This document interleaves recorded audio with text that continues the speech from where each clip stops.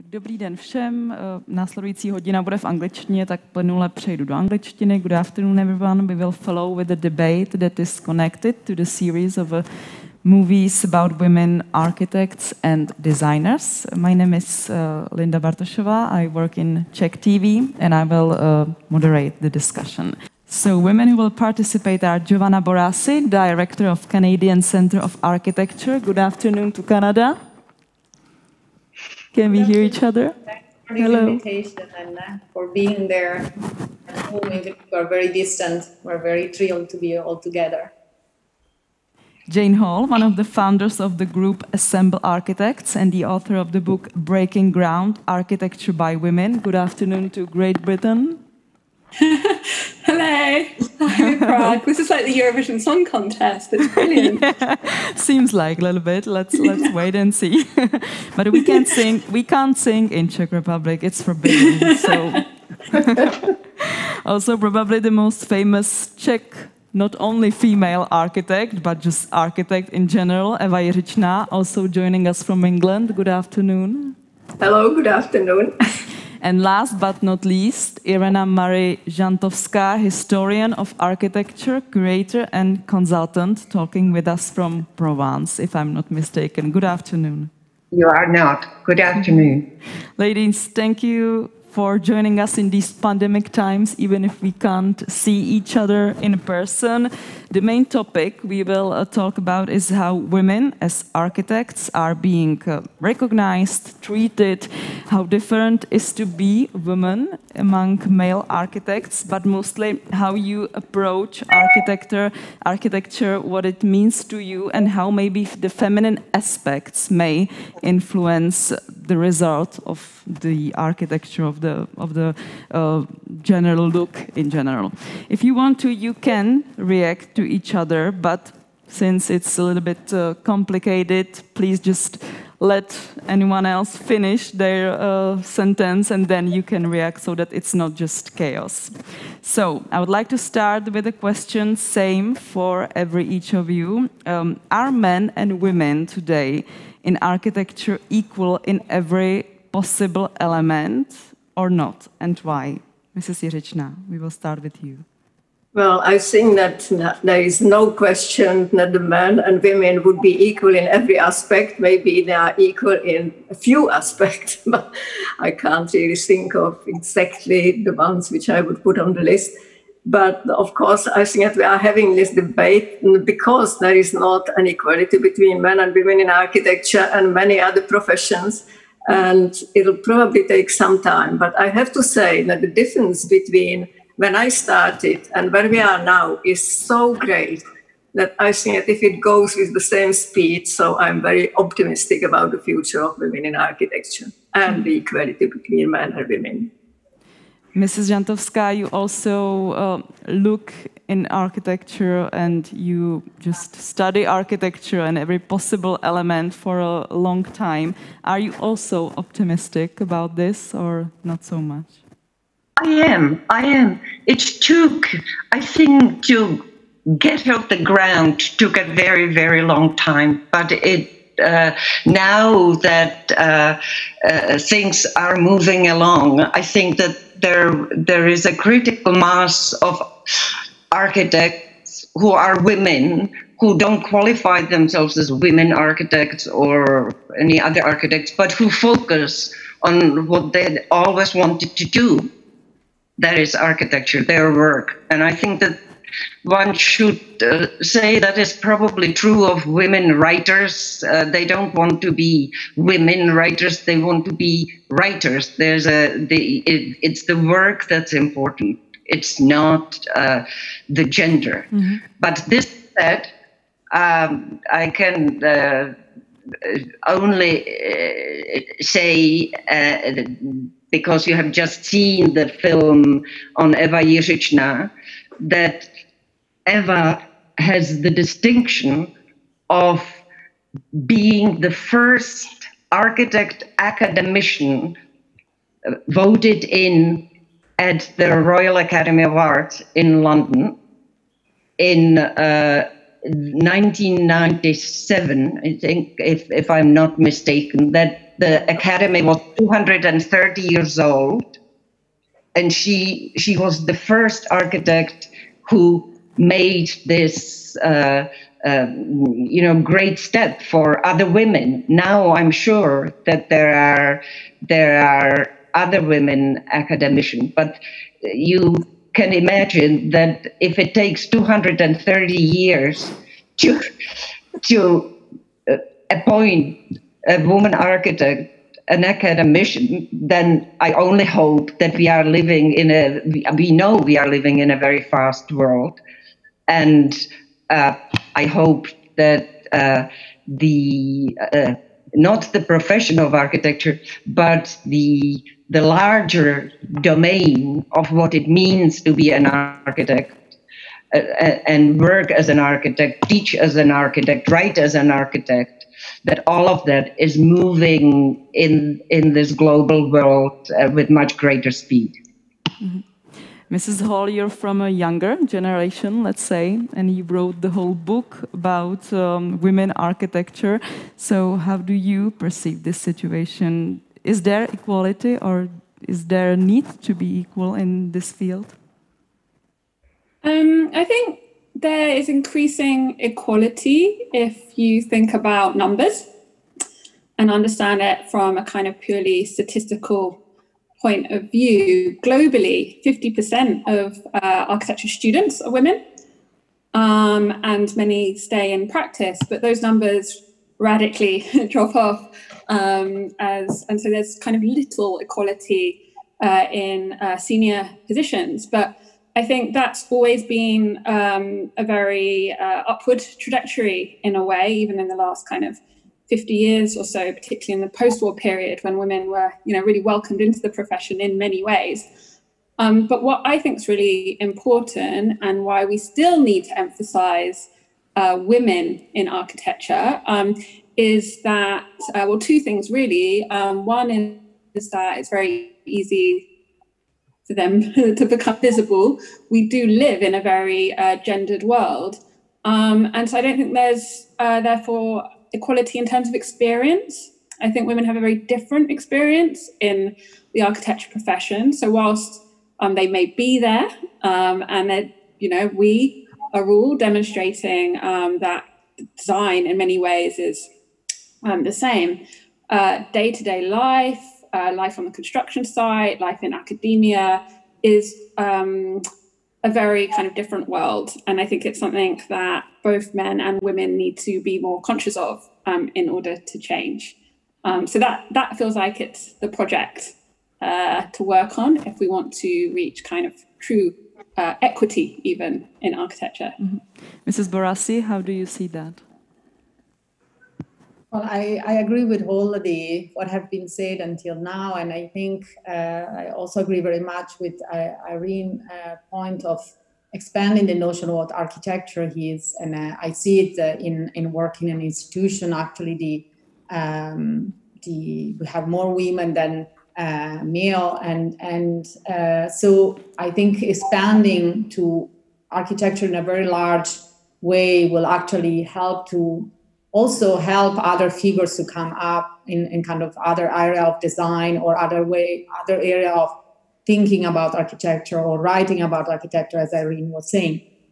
I also think that, I think we also are in a different moment where it's not maybe anymore the figure like if Jane is part of a more kind of collaborative group of people. And so it's actually really also to understand inside this collective how this dynamic male and women might work differently. And I think a lot of work that we see now is really about couples and how actually even modern architects, maybe they have been successful and there was always maybe another person, another partner, often a woman who actually work it. And so it's also to start to unpack these dynamics of dialogue between women and men, and how actually this is actually a productive dynamic.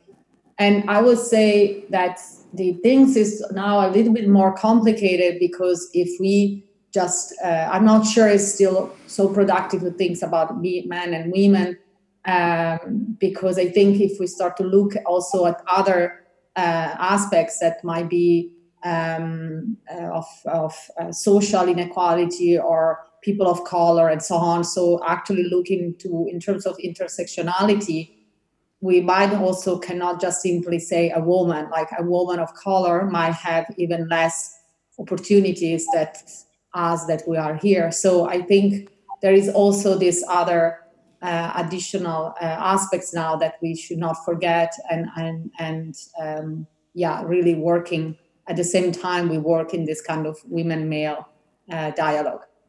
There's one practical thing I forgot to say. You can ask questions through Slido. I will see them and I will ask them if it's relatable. Or in the end, we will have time to ask ladies here in person. Yesterday there was a screening of the movie City Dreamers, describing the first women architects and their whole journey.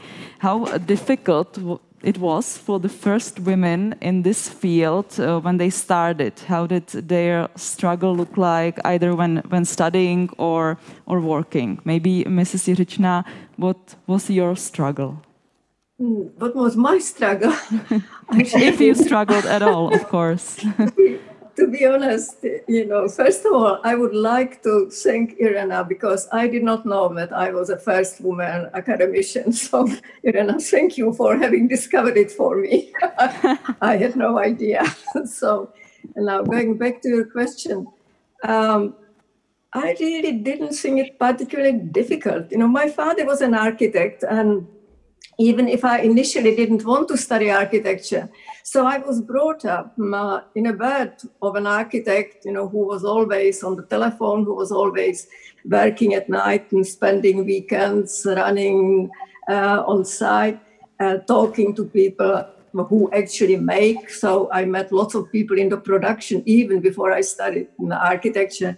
So for me, it wasn't really a big shock.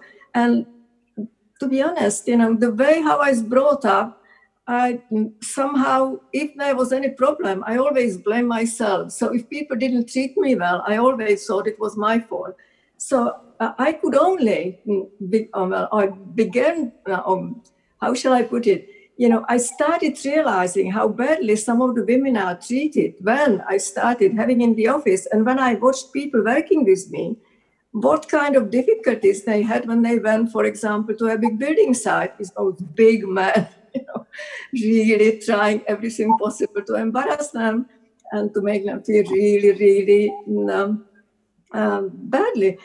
I think that the question is, like everything else in life, you just if there is a problem, you have to resolve it. No problem goes away. And sometimes, the problems are very heavy stones and you need help, So, and I think this is the situation where we are now. So, all the women fighting for equal rights, fighting for being able to get to leading positions in any profession, not only in architecture, just don't have to really fight a big battle. It's not an easy job, but I think we just don't have to get on with it, So, and I think that now, yes, of course, women has to prove that she's 10 times better if she is going to be equal, So that is always somehow the case. But in my case, I really don't know what I could say, how hard it was. Yes, maybe had I been born a man, I might have been a president of the United States. Who knows? I don't know. I just did whatever I could. I've done it as well as I could. And I personally have got no complaints. But I feel that, the fact that I managed to do what I've done within my, working time and within my professional time, that I managed to support lots of other women who really had a hard time, much harder than me. And I'm very grateful that I've been able to support women. I had lots of women working in our office, I've attended lots of conferences, competitions, judging women's projects, emerging women architects, supporting young women, and so on. So I think that we all, if we manage to get anywhere in life, so I think that we just have to make sure that we bring the other ones up on the same level. And I think that looking at it, so many of my students, women, who, first of all, they did extremely well at school. They are doing extremely well now in a profession. And I think that is, the best news, and I think the best feeling, which I would like to share with you, that there is hope and the world is changing. Mrs. Hall, New York Times wrote, and you mentioned it as well, that nearly half of architecture students are women. But why are so few of them really in the industry after they graduate? What's the problem? Well, I mean, there's kind of the main problem is becoming an architect takes a really long time. And so throughout your 20s, you are training, it's very expensive. And by the time you qualify, you are probably going to have a family. So a lot of women drop out because of that, which is true of many other professions. I don't think that's a architecture problem. It's a labour problem, but it's something that the industry doesn't deal very well with. It's harder then to give women projects that take a long time at that senior role because you're dropping in and out, and architecture requires very, very long hours, which, women have a lot of caretaking duties that others don't, caring for their own families, but for others. And so often the kind of unconventional, unsociable hours don't suit. And then again, coming back to the kind of misogyny that a lot of women do experience, the kind of overly sometimes macho culture of the industry can be very off-putting. But, as both Irena and Giovanna have mentioned, architecture, in a way, is also a very broad church. So you find a lot of women in project management, a lot who move into academia, more flexible ways of working from home. So you kind of actually see a proliferation of extraordinary kind of women-led voices in other areas. They're just not maybe as celebrated as architecture with a capital A, the big buildings. So in a way, I think it's the fundamental thing that would encourage women to stay would be if the industry kind of took care of its labour force more, which would benefit men as well. And I think we're kind of starting to see that. Mm-hmm. Mrs. Žantovská, you are nodding. So what else needs to be done to have more women architects in the future? What steps need to be accomplished? Well, one thing that I would say is that architecture is one thing and construction, which is indelibly connected to it, is another. I think that traditionally there had been little or poor support from the construction industry for women, often for very practical reasons. They weren't as available. They couldn't work as many hours as men could. But I think that if the construction industry can generate a genuine critical support of women architects, we could go much further, because it's not just about ideas. It is about realizing those ideas. This said, again, I apologize, but for mentioning Eva as a kind of a case in point. But her first job in the industry in Britain, not in a research facility, was in Brighton, as we all saw in the film, in a highly technical, highly constructive milieu, where, as she mentioned at one point, she drank coffee with the construction people from cups that were never quite clean, and and I think that she might not have started at that point, but she was on that project for 11 years. I think that she gained respect from the people who were on the construction side of it. And in turn, they were willing to give her their support. And the reason why she gained that respect is not only her work ethic, but the fact that even though she had never worked with high tech before, here she was doing things that that were so technical, that were so industrialized in a way that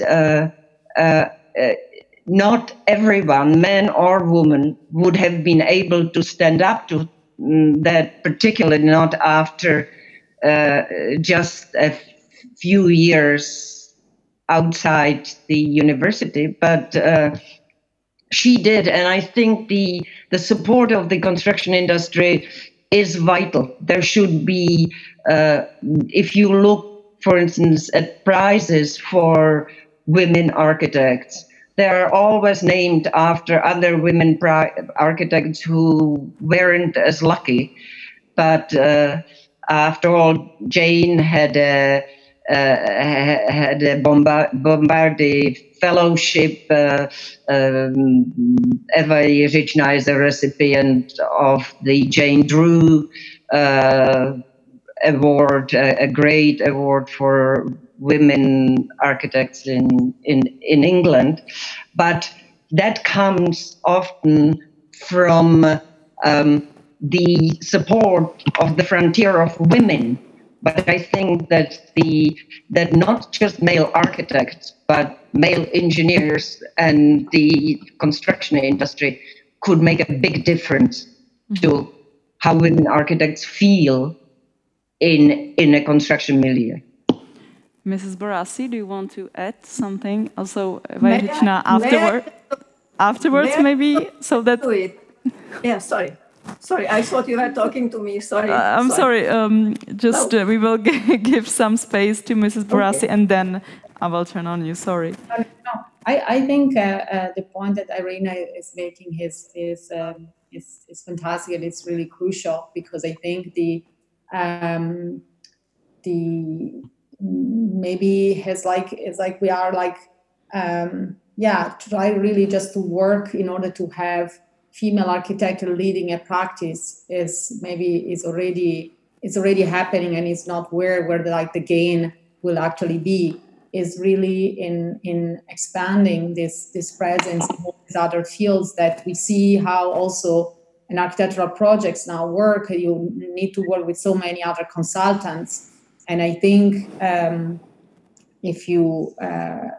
I think in many instances on the film of City Dreamers, you actually see the photo of these women alone with a group of men. So it's also of how you create that kind of environment where there is not that isolation, and it's not just one person who has actually had this weight of carrying the female body as the one unique in the room. So I think actually working in alliances with all other practitioners and other key moments of what means building architecture from the from the client of like who are even the people in the city or the kind of clients they actually think about the project and run the project, and all this will be fundamental. And I think this is also working on this idea of like who are the patrons. We can really see a kind of strong impact there of actually changing the dynamics in the practice. Mrs. Jiřičná, you wanted to add something? Yes, please. I would like to add. I think that when it comes to construction industry, men have got exactly the same problem with people on construction site as women. It's only let the men go to the pub afterwards and then sort it out in a pub. Women find it much more difficult to do the same. But I would just like to say that those guys, who actually do what the architects and designers draw on a piece of paper without any knowledge how it's made, those people who suffer in rain and frost and freezing conditions, really unpleasant weather which could happen on site and which does happen most of the time, not exceptionally. Those people struggle to achieve what we all do without any knowledge how it's actually being done. And if you actually share with them this kind of simply human feeling that we give them the credit for what they know, and if you share with them, if you ask them questions, for them it is really the most boring job unless you can enthuse them and make them feel that they are a part of something great which happens at the end. And it is really touching, but when you succeed at the end and when everybody likes the result, so they get photographed with their families, with their children, they are really, really proud to have been a part of it. And I think that, but the way how they achieve it, nobody gets any award, so architects get award, architects win competitions, architects are published, architects are being photographed. Those guys, they are completely nameless souls. And if you bring them on the same pedestal, they would do anything for you. And I think, and this is just if I'm using this platform just to give an advice, not only to young women, if there are any, I can't see who is in the auditorium, but, like those people, they are your friends, but find a way how to communicate with them, because they know at the beginning, when you leave school, they know much more than you do. So I think that it really is a question of a little bit of psychology, a little bit of balance. Humanity, and a little bit of modesty. So, stop. Thank you. When we talk about equality, we also have to talk about the pay. Is it the first essential step to actually change something, to reach equality in just, in the way the society awards you for the work you do, the same way as men? Maybe Mrs. Hall? So it's a question about pay, equal pay? Yes. Yes, sorry, I couldn't quite hear. Yeah, of course. Definitely. But I think actually what Eva's just said is really important and ties into that. Especially in the UK, there's a real issue around class and the idea of, what types of jobs people are doing and the respect they get. And actually the industry would, improve greatly if there was more collaboration and intersection across that. And in a way that's about recognizing value, which is also monetary. The biggest issue I see with respect to pay is lack of transparency. I was actively told off in the very first practice I worked at for inquiring about pay. And I was told that, especially amongst senior staff members, if they knew what they were each being paid, they would be really angry. And I was like, well, they should be angry because, why would one, who's ostensibly doing the same job get paid more? And, women will always be at the bottom of whatever that pay ladder is. And so improving transparency, but also improving pay conditions generally would enable women to stay in architecture. And it would also encourage, coming back to Giovanna's point about intersectionality, it would encourage people from less privileged backgrounds to also pursue a career, which now, especially in the UK anyway, requires a lot of financial investment. So I think it's quite complex, complex issue, but definitely an important one. Sorry. Are you still there, Mrs. Jiřičná? Yes, I'm sorry. I just switched it off. So it's okay. I just wanted to ask you if there was a moment, if it's not too personal question, in your career when you were overshadowed by men, maybe also in a financial way, or just because it was a man, but it was kind of the same work or even better work. Are you talking to me or? Yes. Yes. Sorry. To be honest, as James said, I have no idea how much people were earning, because especially, when I first came to England, it was totally unheard of that you could ask your boss how much, or your colleague how much he was or she was earning. It was a taboo. So simply, I have no idea. So probably yes. I was paid so miserably at the beginning that I see it. There was hardly anybody, being a foreigner and woman coming from a country behind the Iron Curtain. So I was definitely at the very bottom, and I was so pleased, that I had a job. So I never dared asking that question, so I really don't know. Probably yes. I'm sure the answer is yes. Thank you. Mrs. Borasi, is there a need to even distinguish between male and female architecture? We touched this topic a little bit, but it is a topic not only in architecture, but also in movies or in some awards, if we should reward male and female creators, artists, just to distinguish between them at all. Should we stop doing that?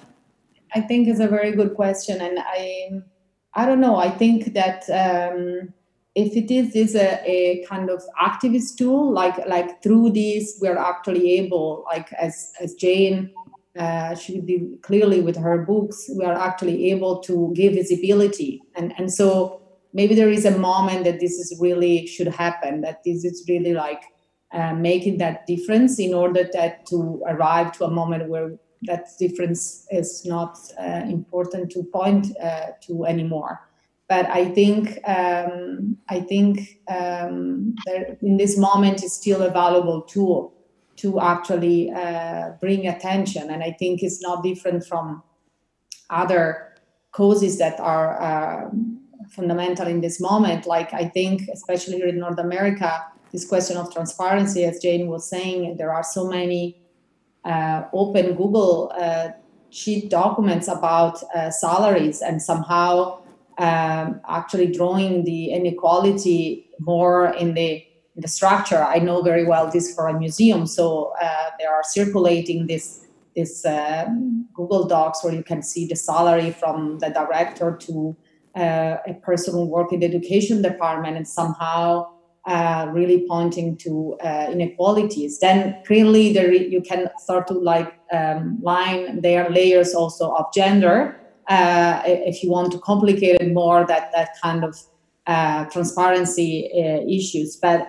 I think maybe now is still a valuable tool to actually make that distinction in order to be sure that yes, a woman will be recognized and awarded. On the long term, I personally hope this will disappear, because it means that we will be over that distinction and it's not productive anymore. Mrs. Žantovská, is there something like feminine architecture? Does it even exist? Feminine architecture. Well, I'm sure there must be, but it's not a term that I would use, and I am of several minds what that image brings to my mind. I think that there is architecture by men, but particularly by women, that shows a particular refinement when it comes to material, particular attention to detail. And that's not necessarily true of women as opposed to men, but I think that women have a great propensity for experiencing material, I would say, a little differently. And I think, if I may proffer a modest theory, because with all the successful women architects today and the future on which we agreed as more optimistic than the present, there women still struggle in one way or another, and there are many examples of that in the profession. But my little theory is that unlike many men who take it as a personal affront not to have gotten the commission or not to have won that prize, or whatever, women seem to have a great talent for not only learning from whatever they are doing, and that might have little to do with architecture, but they bring it into the profession in their own ways. So because their scale of activities is very often much more diverse than in the male world, they bring everything that they might have experienced in the kitchen, in the garden, in the playground with their kids, back into whatever they are doing. And if that's feminine architecture, I hope not. I really am a great advocate of the fact that architecture is only one. It's a broad church and it has many chapels in it, but it should not be gendered. It is the individual architect who brings all of themselves into the project over and over and over, and deals with rejection over and over and over. But that women seem to be better equipped to bring in things seemingly non sequitur to the brief at hand. But it's simply from the experience of life, social experience of life. Understand. Mrs. Hall, you pointed out 180 buildings designed by women in your book, so maybe you have something to add to this concept, maybe false concept of the architecture as a gender thing. Yeah, I kind of agree with all of it and disagree with all of it in a way. Like, as Giovanna says, it would be great for us to not have to acknowledge this segregation. I agree. I've used it as a tool to bring to light women in architecture because of that unconscious and conscious bias. That means we don't know a lot of these buildings in the way we should. But actually, you know, there are kind of over, I think, 70 recognized gender categorizations now. I'm actually quite into the idea of diversity, where you say, I'm a woman architect, I am a man architect, I'm a cis white architect from London, I am a Black Nigerian working in Lake Euclid. You know, it's just, let's have everybody's identities and celebrate them, because we live in a kind of world where traditionally the most exciting stuff has been produced by when cultures and experiences intersects. And I think in a way, flattening or collapsing might do the opposite of what we want. In a way, just being in a world where we say everyone is an architect, without a fundamental shift in that world, that default position is the assumption it is a male architect. And again, we don't see women. So I think often the question is an interesting one, but it's also another place where women have to start to kind of account for themselves. The default is that it's of less value somehow. So I'm interested in a kind of proliferation of identity categories where we are excited by the fact that someone is a woman architect. We ask questions. What does that mean? What can you bring? You know, and I definitely feel, as Irena was just saying, that architecture designed by men can often overlook some fundamental things that are interesting or important even to women.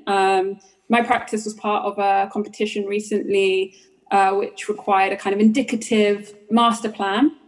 And the architects we were working with had put all these towers in a landscape far away from the roads.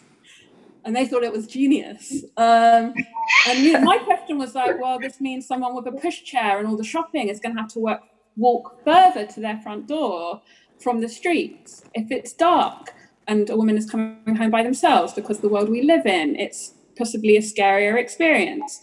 You know, and these questions are at the forefront of my mind. They might not be at the forefront of every woman's mind, but they're certainly not at the forefront of the white cisgendered group of men who are working on that project. So I'm up for all of it, really. And I hope the book shows that there's a real diversity there and perspectives. There are women in that book who have been recorded elsewhere saying they don't believe in being identified as women architects. And there are others who kind of are exploring all sorts of different gender categories. So, yeah. Back to the history. How important are role models? What about Zaha Hadid or Lina Bobardi in the way they change the course of the debate of women as great architects? Maybe Mrs. Žantovská or Mrs. Borasi, you can respond to that very well.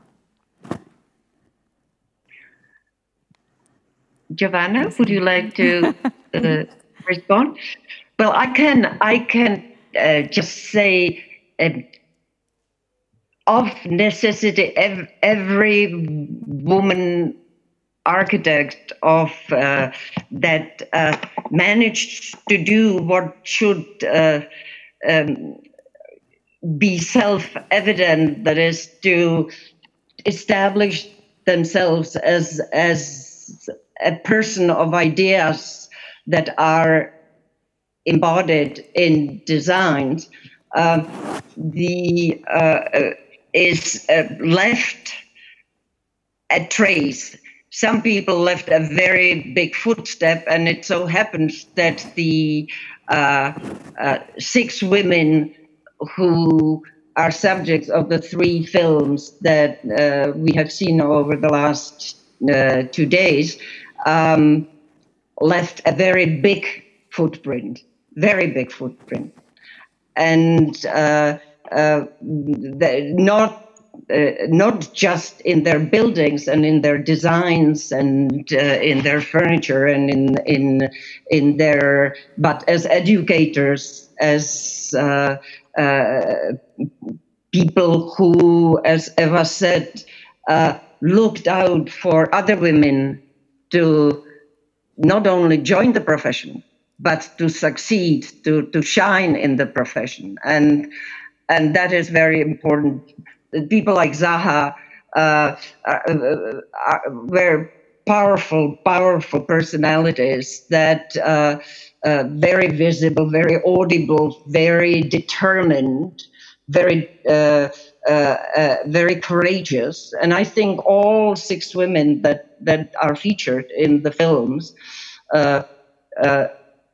all of whom I have known personally, with the exception of Eileen Gray, have the same qualities, courage, determination, a will that builds and a will that brings the profession forward. So, Giovanna, I know that you can add many more examples, but since the films are what we have in common this particular night, I limited myself to that. It's good that you mentioned Eileen Gray, because the movie Grey Matters will follow. The screening of the movie will follow this debate. Alžběta asks first questions through Slido. Do you think it's the men's or the women's job to equalize women in architecture or anywhere else? So maybe Giovanna, Mrs. Borasi, you can answer. I'm afraid we don't have the sound.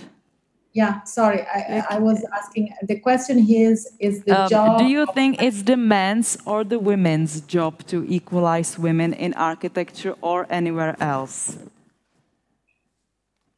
Well, I think if you look back at the history, is a really sad story, because basically, for example, women got to vote because men decided to allow women to vote at one point. This was obviously through a kind of fight of women's, but somehow that was a man decision. They were already in power and they kind of decided that women then now they can vote too. So I don't think it's the same now in architecture, but I think is a joint effort. And I think this is what we are seeing also now for other social justice or other discussion. Is not only about the ones who needs to fight for their space. It's also about the other recognizing of like how they have to maybe step back or behave differently or allow others in the conversation. So yes, it's certainly a joint work, but women should not give up, waiting that the men's will again allow them in. Are there any questions here in camp? Yes? Just wait a minute. You will be here. Good afternoon to all of you. I would like to ask Mrs. Jiřičná about her project in Prague named Golden Egg. What about the current situation? And which project is it? The project is Golden Egg. It's near the river Vltava at the end of Revoluční Street. Oh, Revoluční. I did not know it was called Golden Egg. I think I saw the Golden Egg was on the other side. Well, Revoluční is still at the point where most of the buildings waiting for the planning approval. Well, we have got a planning approval.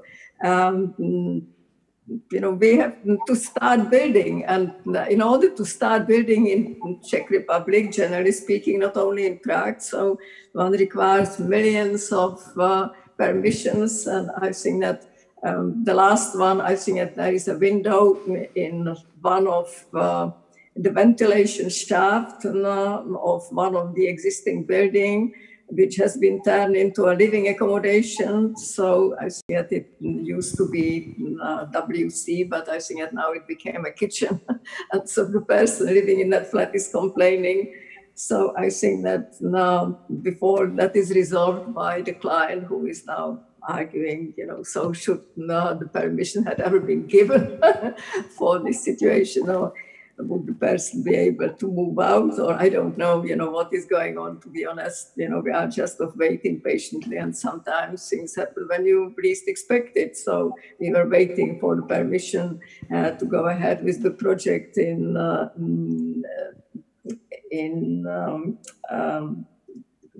where is it now? It's a hospital. It's an extension on hospital in Pilsen. I think that is it in Pilsen now. I've forgotten. So for 10 years. So on Sunday it came through. So it's I think that we have to be patient. Hopefully, at one point, the building might get built, but you have to just stop worrying about it, because otherwise you would have constant sleepless nights. So I don't know. Okay. Understand it's a long way. Yeah, it's a long way. Thank you for your answer. Any other questions?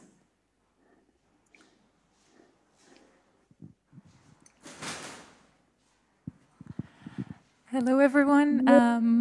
My question is about the role of language, actually, because this is very much connected to what we've already touched upon, female, male architect. In Czech, it's already embedded in the actual word architect.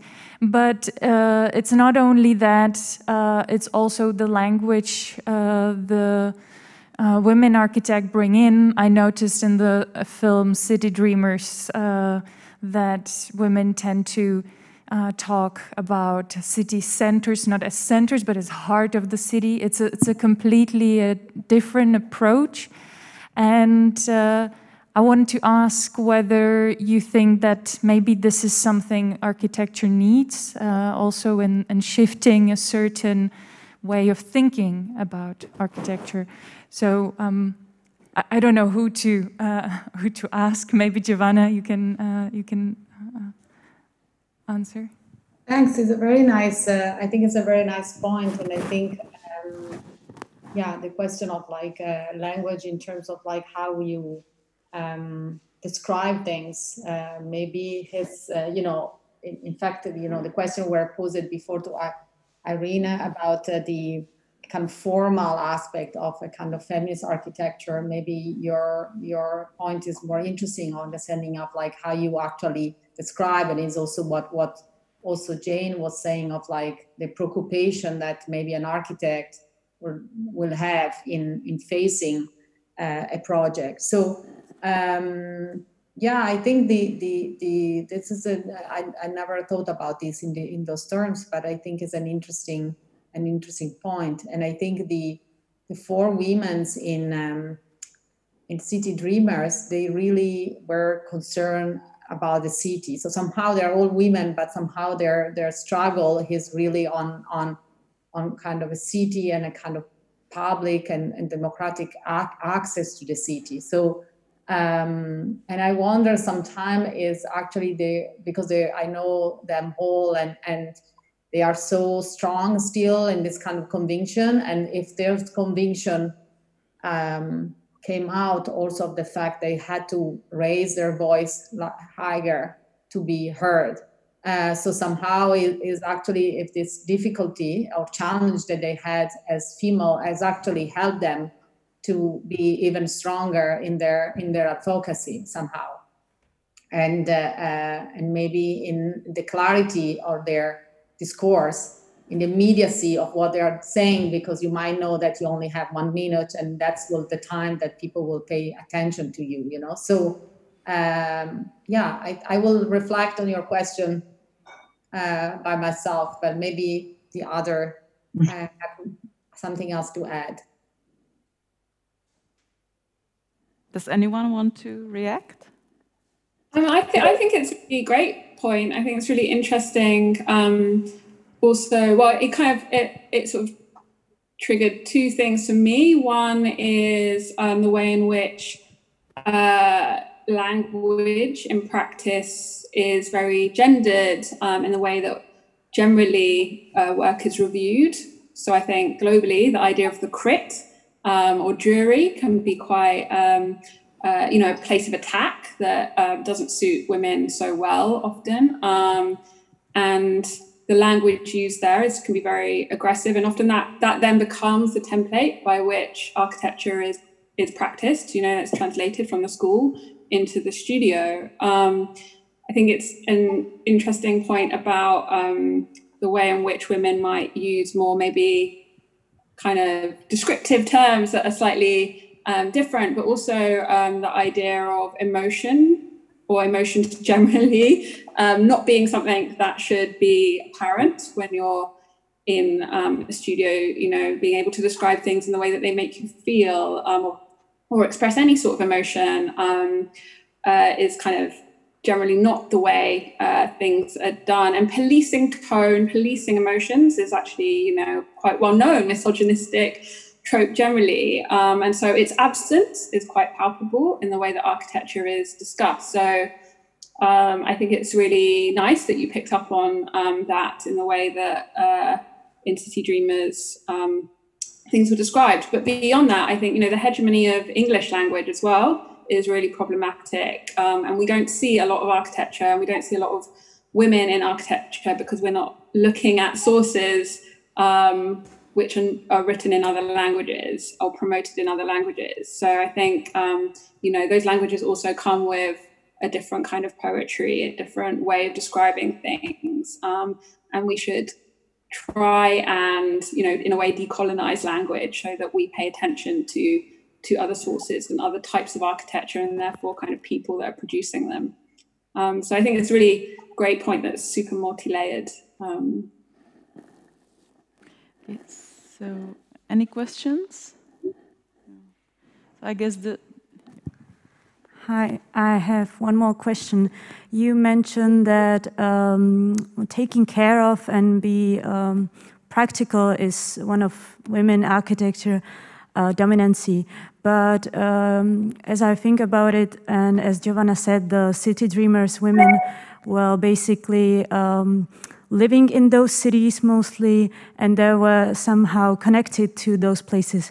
Do you think that architects need to be somehow connected to the place to more understand what the situation or what the place actually need? And if so, if you think that it's a dominancy of women that they understand, those connections around those buildings which they are building.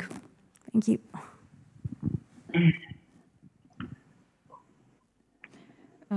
Who should answer? I don't know if I. For whom was the question? Sorry, that if it's necessary for. No. Oh, for whom? It doesn't.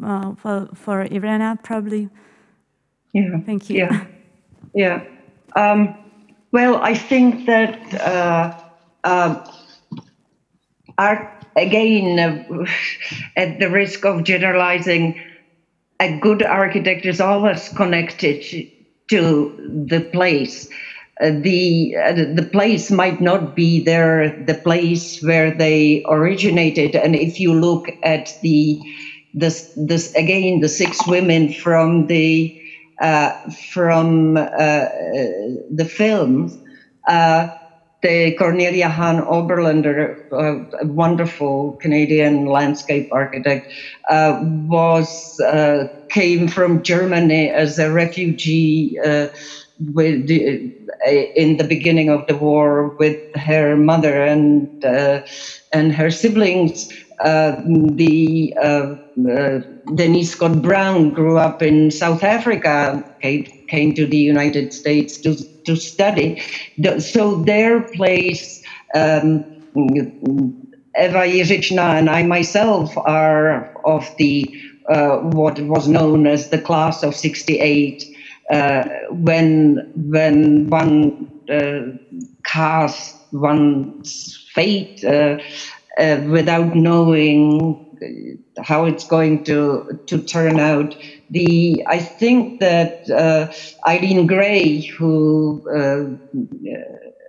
grew up in Ireland, but did most of her really important work in France, those were not people that were bound by the place of origin, but they were connected to the place where they built. Every good architect needs to be connected to the site as if by an umbilical cord in order to make something great with it. And I think that this was, this kind of a multiple experience of the women from City Dreamers and from the film about Eva and the film that you are about to see, Grey Matters, they shifted, and some shifted more often than others, but they had a profound attachment to the place where they lived and worked. Cornelia started in Philadelphia, she built in New York, she moved to Vancouver. Blanche, we didn't talk much about Blanche van Ginkel, an extraordinary woman, an architect who had vision, who worked in the early stages for Le Corbusier on the residential building in Marseille. Those, I think that you attach yourself. I'm not an architect. Even though I do have 2 degrees bestowed by the Faculty of Architecture, but but I'm not an architect. I'm a historian. But I from reading in architectural biographies, I would say that the attachment to a place is primordial to a good design, and site is a miniature universe of the world we live in. It's just the difference that I still think is true, and was corroborated by Jane, that women bring more of the social awareness. I think that's what it's about. It's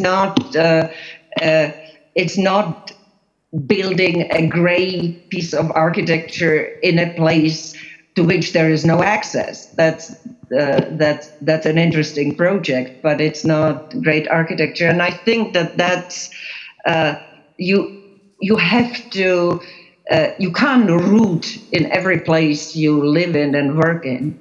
But you have to have a relationship, strong relationship to the city, strong relationship to the site, strong relationship to people who are going to use what you have built.